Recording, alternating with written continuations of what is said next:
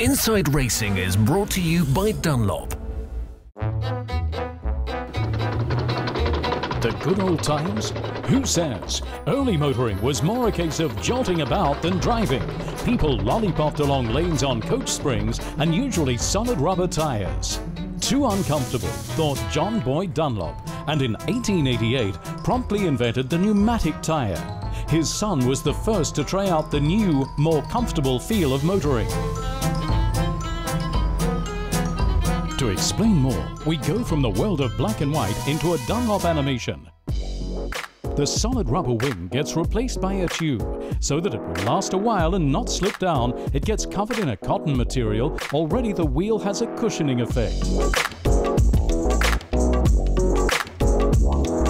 Then comes a rubber coating with a fabric layer vulcanized into it. This made the tire less susceptible to damage, important in an area of poor roads and horseshoe nails left dangerously lying around.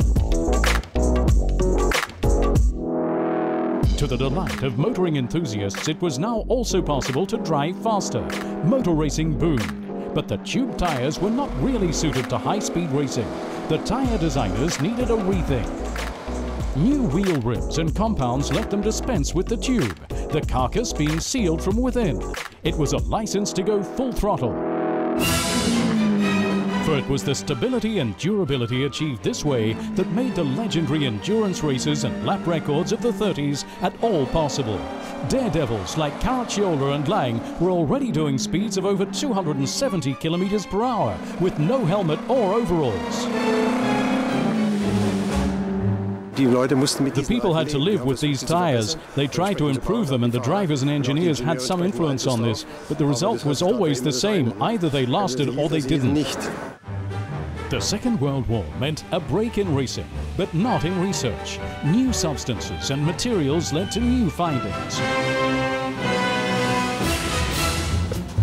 Finally, in the 50s, motor racing was back again, including the start of Formula One. Faster, higher and more extreme.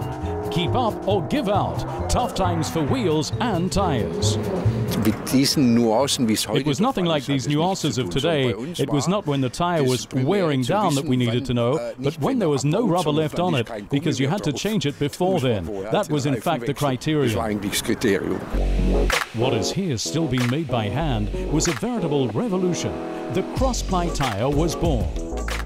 A structure of embedded layers of nylon, rayon and steel fibers enabled maximum performance. However, this design still didn't have enough firmness. Under heavy loading and in corners, the tire still went significantly out of shape. Cross-ply tires never gave you much directional stability. I still remember that well. You always had an unsteady feeling. The search for the perfectly robust tire went on. New race series sprang up like mushrooms. Lateral, longitudinal and impact forces and non-stop pressure at high temperature. The cars became ever faster and ever tougher on the tires. Then in the 70s, the counter design, radial tires. Now alternately aligned layers and a steel belt around the tire had the forces from every direction under control. This division of labor gave the tire not only stability, but also made it more resistant to extreme temperatures and allowed new styles of tread.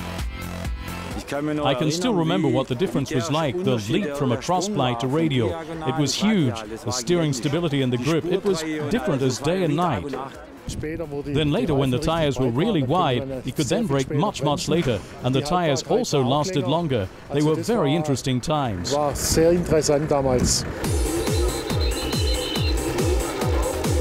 technology received an extra boost as the era began of racing cars with over 1,000 horsepower.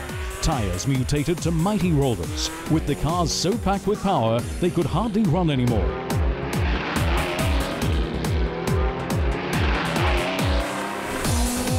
At the end of the 80s came a paradigm change in racing car construction. Lightweight design and safety are thus the key features of modern high-speed tires.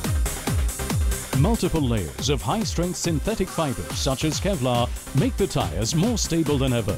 At the same time, new compounds and designs produce unprecedented handling characteristics. Motor racing means driving at the limit, lap after lap, and development never stands still.